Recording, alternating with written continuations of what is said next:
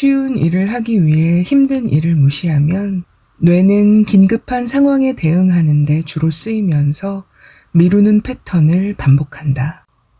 힘든 일을 피한다는 것은 나쁜 버릇이 깊이 자리 잡은 것이다. 그것은 당신이 고통받으며 살아야 하는 감옥을 만든다. 당신과 나는 이렇게 태어나지 않았다. 안녕하세요. 감성 7호입니다. 당신은 의지 박약이 아니라 새로운 습관으로 단련될 필요가 있을 뿐이다. 새로운 습관을 단련하는 데 도움이 되고자 합니다. 지난 영상에 이어서 스콧 앨런의 힘든 일을 먼저 하라 두 번째 시간인데요. 미루기를 반복하는 패턴에서 벗어나 힘든 일을 먼저 하는 22가지의 무기가 되는 방법. 오늘은 11번째에서 마지막 22번째 방법까지 요약 소개해 드리겠습니다. 끝까지 풀청해 주시고 행복하고 성취하는 삶을 영위하시는 여러분 되시길 바랍니다.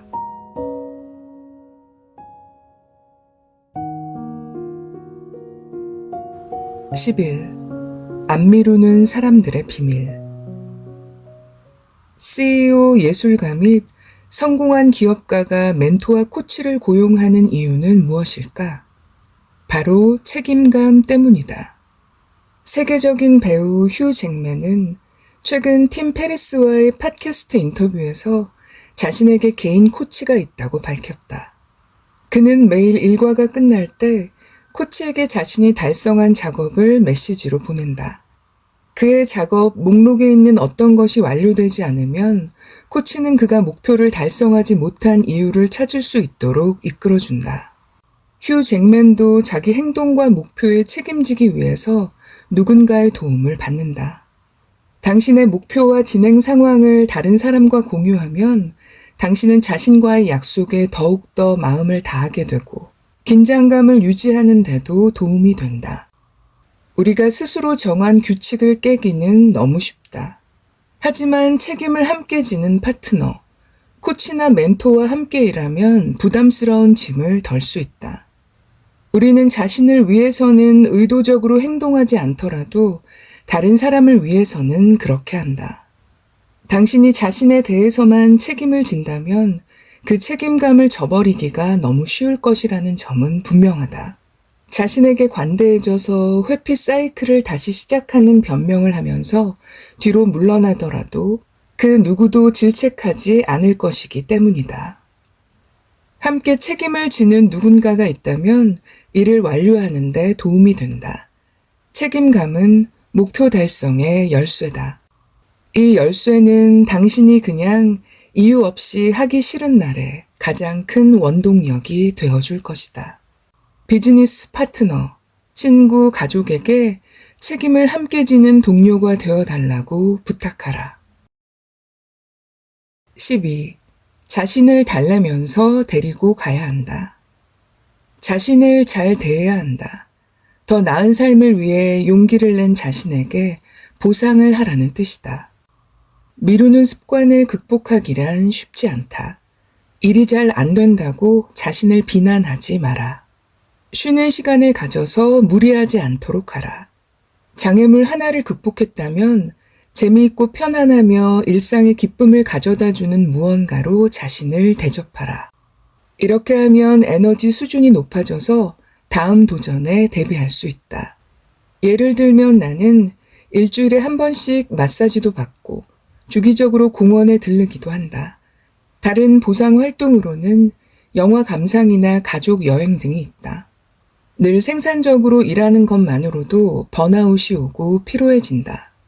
특별히 중요한 이정표에 도달하거나 목표를 달성한 다음에 보상받도록 마음과 몸을 훈련한다면 성공이 더욱 소중해질 것이다. 중요한 것은 일하는 과정과 그 후에 받는 보상을 통해서 긍정적인 감정을 경험하는 것이다.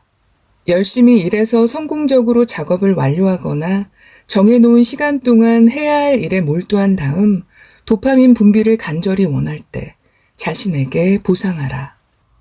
어떤 것이든 기분이 좋아질 만한 것을 하라.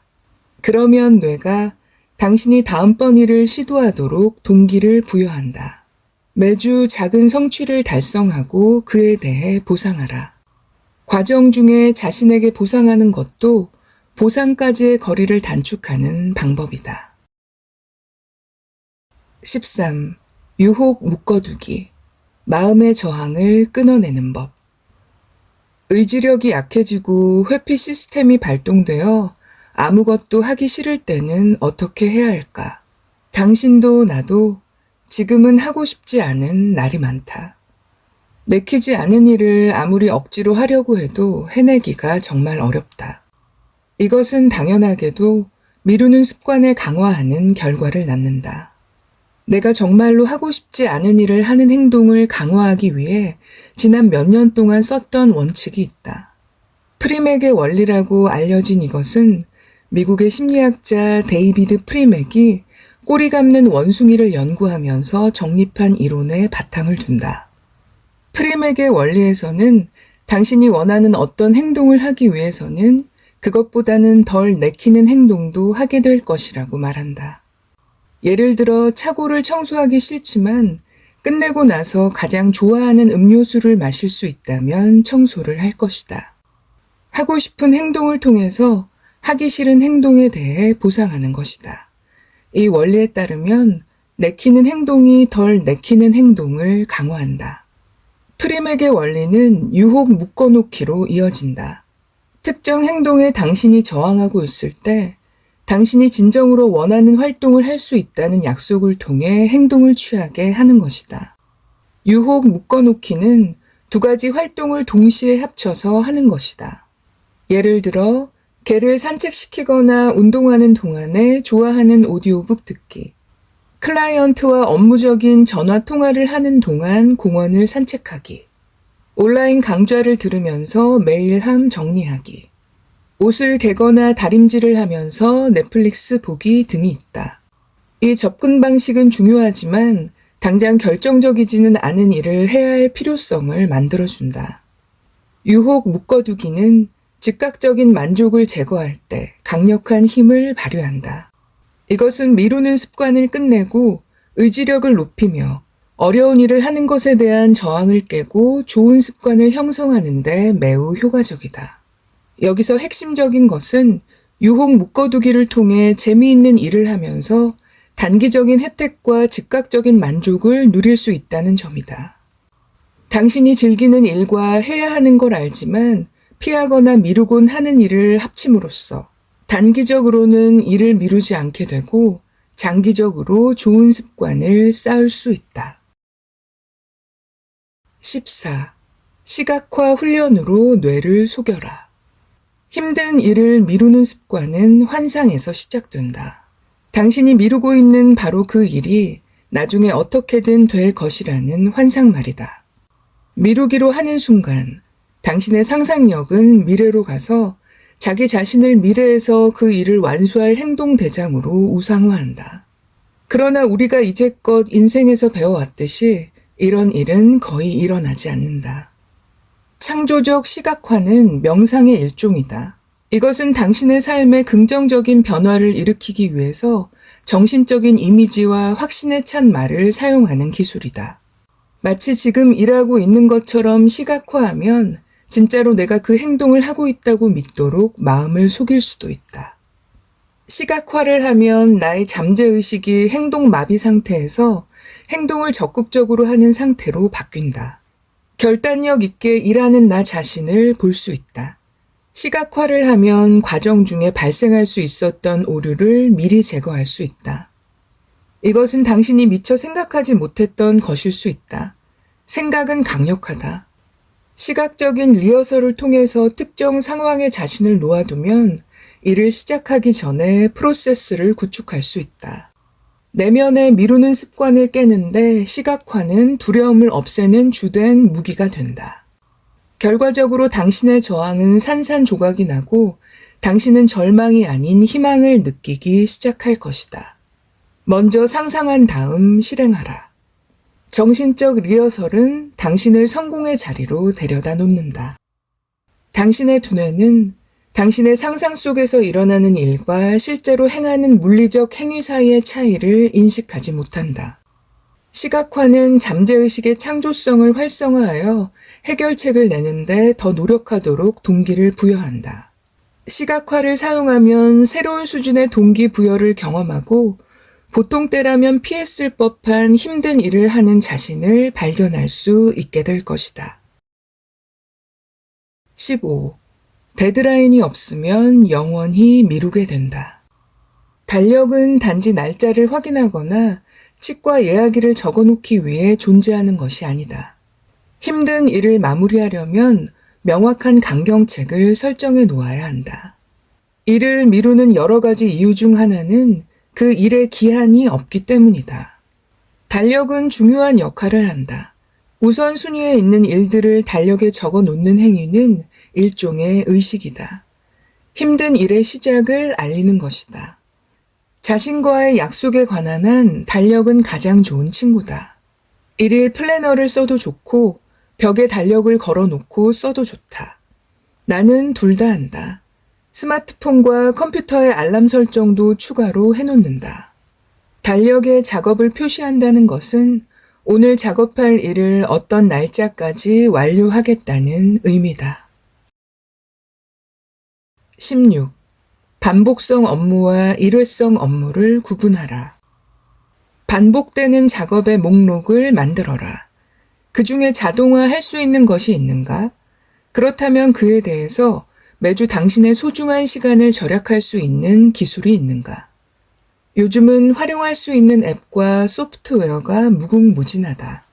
당신의 목록에서 매월 자동화할 수 있는 것은 무엇인가? 또 자동화 대신 프로세스가 필요한 것은 무엇인가? 자동화와 프로세스의 차이에 관해 이야기해보자. 업무를 자동화한다는 것은 다른 사람에게 위임하거나 아니면 그것에 대해 생각할 필요가 없도록 소프트웨어나 기술에 의존해서 자동화하는 것이다. 반면 프로세스란 가능한 한 원활하게 진행하기 위해서 단계별로 밟아야 하는 행동이다.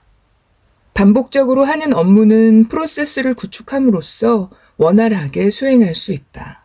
이메일 재정 상황, 당신이 수행 중인 프로젝트 현황도 이런 식으로 관리할 수 있다.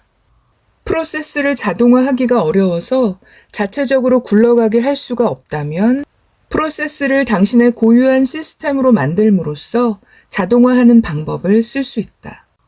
나는 우리가 힘든 일을 미루는 핵심적인 이유가 자동화를 하거나 프로세스를 구축하는 것이 얼마나 쉬운 일인지 명확하게 알지 못하기 때문이라고 생각한다. 자동화할 수 있는 것이 무엇인지 알아차리고 설정한다면 그 일을 당신의 체계에 맞출 때 받을 스트레스와 압도감을 줄일 수 있다. 17. 제발 혼자 끙끙대지 마라. 당신이 바로 행동에 돌입하지 않고 꾸물거리는 데는 두 가지 기본적인 이유가 있다. 첫째, 그것을 하고 싶지 않다. 둘째, 할 수 없는 일이다. 당신이 무언가를 하지 않는 이유 중 하나는 그것을 하는 방법을 모르기 때문이다. 부끄러워할 필요는 없다. 누구도 모든 것을 할 수는 없으므로 우리에게는 도움이 필요하다. 작성한 목록을 보고 자신에게 물어보라. 이 목록에서 도움이 필요한 것은 무엇인가? 목록을 살펴보면 스스로는 하기 힘들고 도움이 필요해서 의도적으로 행동을 미루고 있는 일이 있을 것이다. 알다시피 누군가에게 도움을 요청하는 것은 쉬운 일이 아니다. 이는 우리가 일을 무한정 미루게 되는 요인이 된다. 장기적으로 보면 비용을 많이 썼거나 에너지가 고갈되었거나 숨겨진 스트레스와 불안이 생겨나 있을 가능성이 크다. 적합한 사람을 알아보고 도움을 요청하는 데 사용할 수 있는 프로세스를 알려주겠다. 나는 수년 동안 이러한 단계적 시스템을 사용했으며 효과를 보았다. 항상 긍정적인 답변을 받을 수는 없겠지만 도움을 요청하는 것이 혼자 앉아서 해결하려고 노력하는 일보다는 낫다. 당신의 일상에서 접근하기가 꺼려지는 영역을 살펴보라. 인간 관계에 관한 것일 수도 있고 직장 내의 상황과 관련된 것일 수도 있다. 절대로 사람들에게 도움을 요청하고 싶지 않은 것이 있을 수도 있다. 남에게 바보 같아 보일까봐 겁이 나는 것일 수도 있다. 당신이 어떤 것으로부터 도피하고 싶어 하는지를 잘 살펴보라. 그런 다음 당신이 두려워하는 것 중 하나를 선택하고 집중하라. 이에 대해서 어떻게 도움을 요청할지 생각해보라. 두려움이 당신을 흔들어 놓을 때 그 두려움을 오롯이 느껴보라. 어떻게 요청할 것인가? 누구에게 요청할 것인가? 언제 요청할 것인가? 적당한 때에 적당한 사람에게 적당한 것을 요청한다면 삶에 큰 변화가 생길 것이다. 매일 당신에게 필요한 것을 최소한 한 가지씩 요청하겠다고 다짐하라. 당신 자신에게도 좋겠지만 다른 사람이 원하는 것을 얻도록 당신이 도울 수 있게 된다면 더 좋을 것이다. 당신이 정말로 원하지 않는다면 인생에는 아무 일도 일어나지 않는다. 원하는 것이 있다면 그것을 요청하라. 내가 원하는 것을 요청할 때 쓰는 6단계 프로세스는 다음과 같다. 1. 정말로 원하는 한 가지를 적어보라. 2. 이 일을 수행할 수 있는 3사람의 후보 목록을 만들어라. 3. 필요한 것을 요청했을 때 당신이 그들에게 얼마나 지급할 수 있는지 적어보라. 4. 우물쭈물 거리지 말고 자신 있게 요청하라. 5. 생각했던 대로 되지 않았더라도 그들의 결정을 존중하라. 6. 마지막으로 기대를 버려라. 18. 막힌 지점을 찾아 해결하라. 모든 여정에는 장애물이 있다. 이것이 당신의 다짐에 도전하는 방해물이 된다. 당신이 가는 길에는 2가지 종류의 제약이 있을 것이다. 하나는 외부적 제약이다. 제어할 수 없지만 대응해야만 하는 외부적 사건이다. 다른 하나는 내부적 제약이다. 내부적 제약은 제어할 수 있지만 극복하기는 가장 어렵다. 장애물과 관련된 질문을 자신에게 던지는 것으로부터 시작하라. 극복해야 할 과제는 항상 있을 것이다. 당신이 제한된 상태에 머무르는 것은 제약 때문이 아니라 당신을 제한하는 요인을 분간하지 못해서다.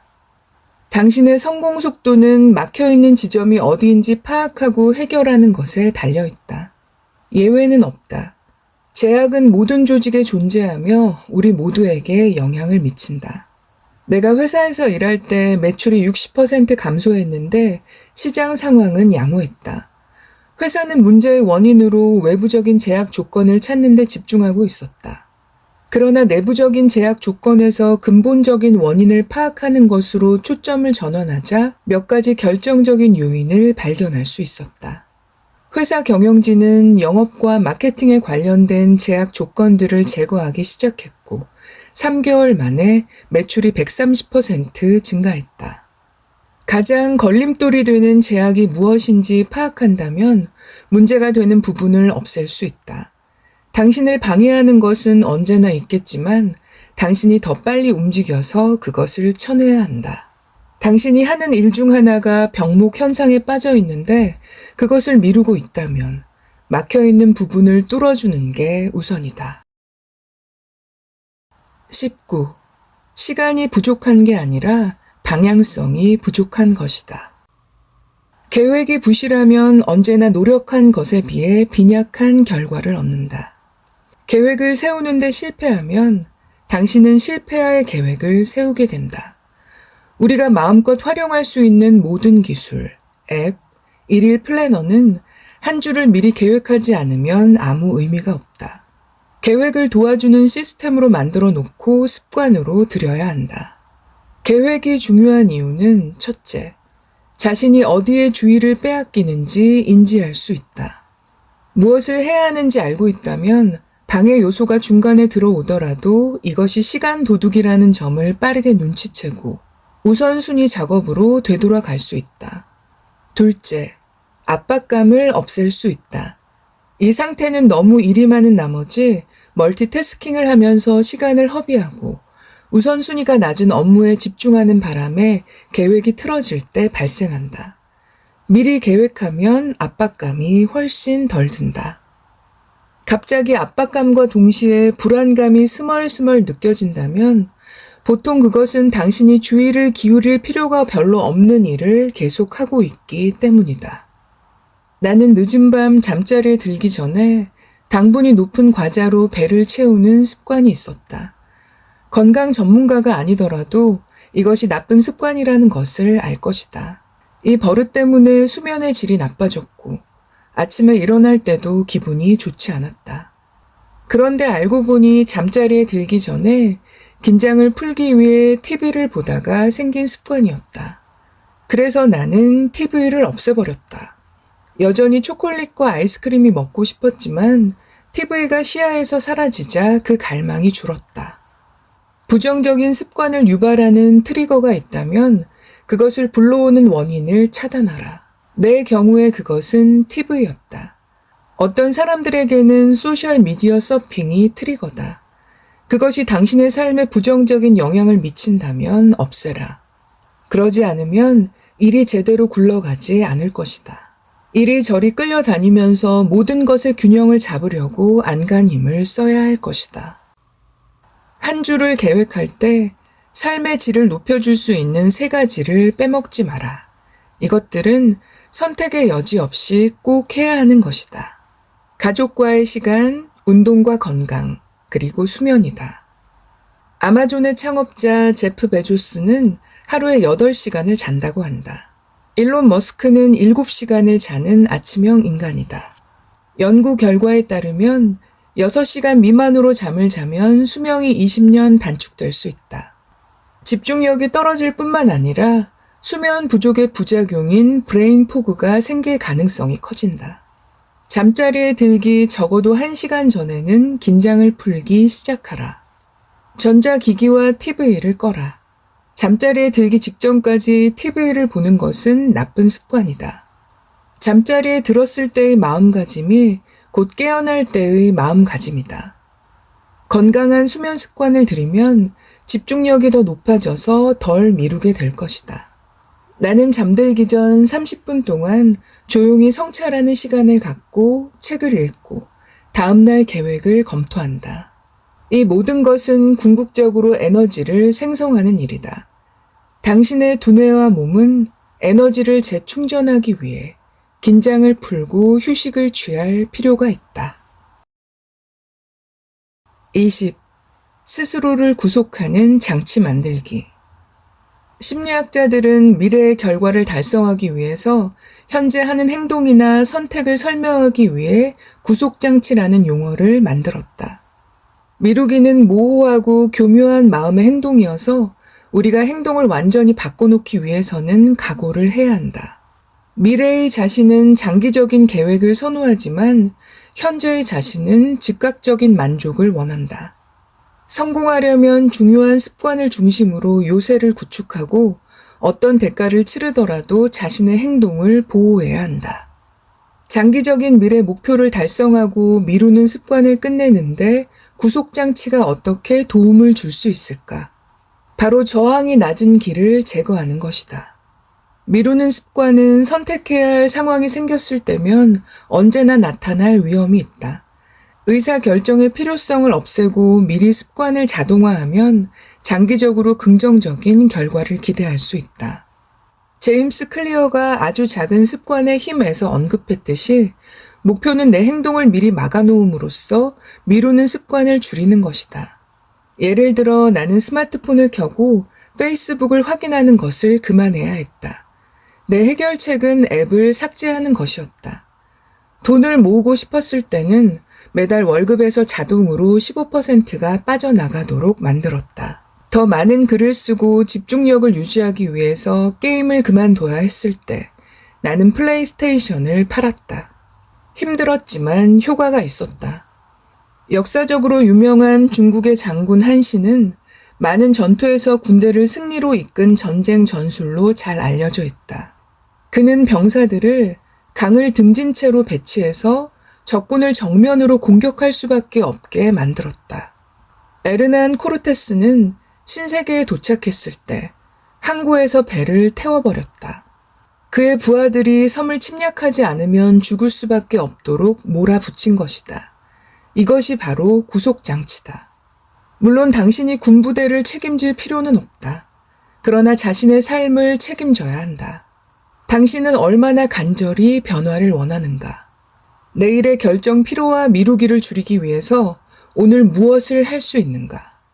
은퇴에 대비해 돈을 모아놓기보다는 차라리 휴가를 떠나고 싶어지는 날이 올 것이다. 아니면 소파에 앉아서 TV를 보는 것이 나가서 조깅하는 것보다 훨씬 달콤할 것이다. 당장의 달콤한 기쁨보다 미래의 확실한 성취감을 선택하려면 어떻게 해야 할까? 우리는 항상 시작 단계에서 가장 큰 저항을 만난다.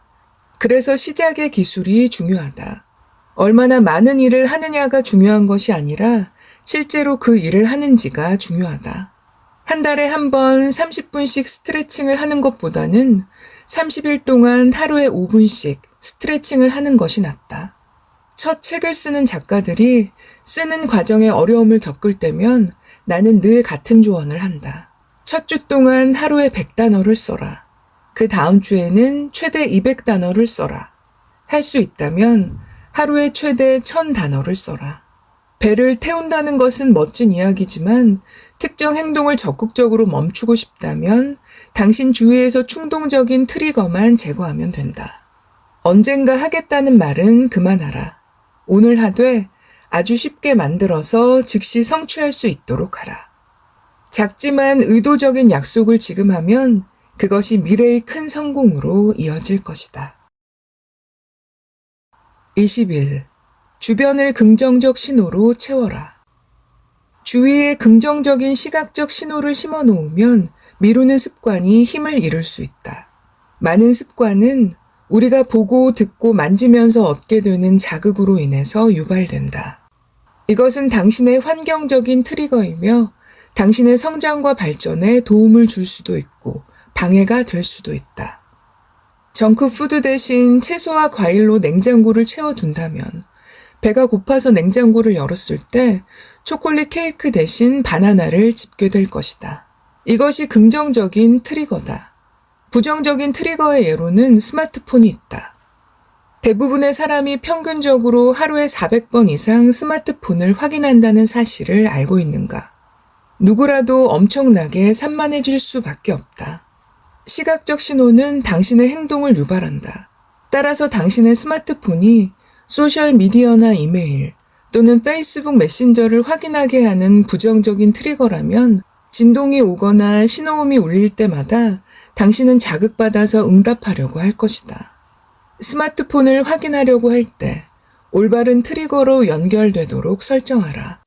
홈 화면에 자신의 목표를 설정해 두면 화면에서 가장 먼저 눈에 띄는 것이 이루고 싶은 목표가 될 것이다. 핵심은 당신 주변을 긍정적인 시각 신호로 채우는 것이다. 작업 공간 벽에 목표를 붙여두어라. 동기부여가 되는 인용구를 적어보라. 일정표를 책상 위에 두고 항상 눈에 잘 띄게 하라. 미루는 버릇에 패배하지 말고 그것을 진지하게 물리쳐라. 시각적 단서는 미루는 버릇을 극복하는 데 매우 중요하다. 22. 80대 20법칙. 자기 파괴적 사이클에서 벗어나기. 결과의 80%는 종종 20%의 노력에서 나온다. 80대 20법칙은 이탈리아 경제학자 빌프레도 파레토가 처음 소개했다. 우리가 해야 할 일을 걸러내기 위해서는 80대 20법칙이 매우 중요하다. 당신에게 주어진 하루라는 시간을 생각해보라. 자는 시간 8시간, 먹는 시간 1시간, 일하는 시간 8시간에서 10시간, 약 4, 5시간의 휴식 및 침묵 도모의 시간 등을 포함해서 24시간이다. 그중 얼마나 많은 시간에 80대 20법칙이 적용되고 있는가?